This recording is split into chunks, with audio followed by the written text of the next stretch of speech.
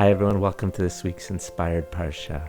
This week we have the incredible privilege to read Parshas Vayigash. And again, there's so many rich, beautiful ideas contained within this Parsha. But I want to share with you one idea. This Parsha has one of my favorite stories, probably one of the most dramatic moments in the entire Torah, that heartfelt, incredible, emotional moment when Yosef reunites with his brothers. And he finally comes out and says, Ani Yosef, I am Yosef, ha'od avichai, my father's still alive. I always think what I would give to be in that room and see that powerful moment taking place. Yosef finally revealing himself to his brothers. But there's an interesting question. Yosef right away recognized his brothers. You have to think these were his brothers that he lived with for 17 years of his life, and brothers are brothers, and even if it's been a long time, you recognize them. But none of them recognized him.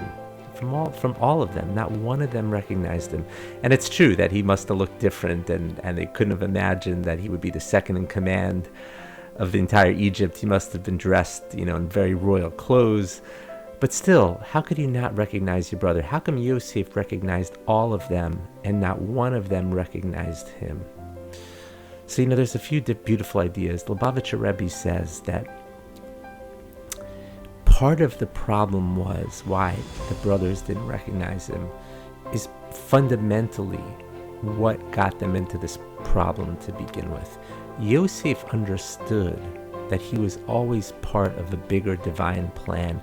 Even when he was thrown into prison, even when he was thrown in that pit, he always knew that there was something bigger and greater that was going to happen to him. This was all somehow part of the divine plan. He recognized God's hand in everything. The brothers didn't.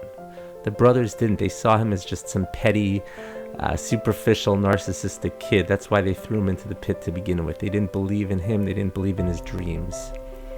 So he recognized them because he understood how this all unfolded, how this was all now part of the divine plan, that the brothers came back to him, bowing to him exactly like what was done in the dream.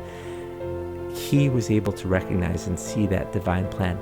They still had not fully been able to understand and recognize the divine plan that was unfolding.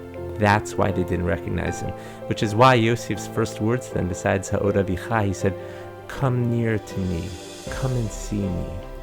The Sfas Emes says beautifully, when he said come near to me, he was saying, come near, come closer to my way of seeing things, to being able to see with, so to speak, godly eyes, being able to see the divine providence in everything that happens. Come near to me. Try to have the same type of vision that I have. And then your lives will be so much more enriching, so much more powerful. You'll be able to start to see the divine hand in everything. Come near to me, recognize the divine plan. I always tie it back to Israel because, as we all know, the Jewish people right now are going through such a painful experience. But the only way to deal with it is to know that there is a divine plan in this. We don't know what it is, but we can at least take comfort to know that there is a divine hand. I always think that, when people ask questions about all kinds of difficult, painful things, sufferings that people go through, I say, I don't know the answers. Nobody knows the answers, but at least we can take comfort knowing that there are answers. And one day we will know those answers.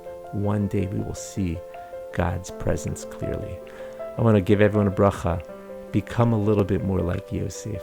Start trying to understand and see God's hand in everything, and it will make our lives so much more enriching. Wishing everyone here a wonderful Shabbos Kodesh. Thank you for listening.